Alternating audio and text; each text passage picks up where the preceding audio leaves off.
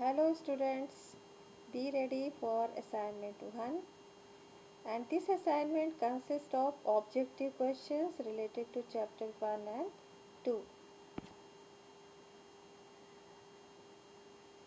Attempt all questions given below, and this question paper 1 consists of 20 questions and each question has 4 options. You have to choose one right answer from them. Each question will carry 2 marks and maximum marks is 40.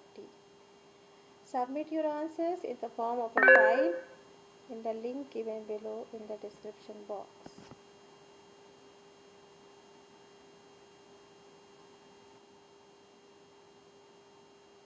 So these are the questions.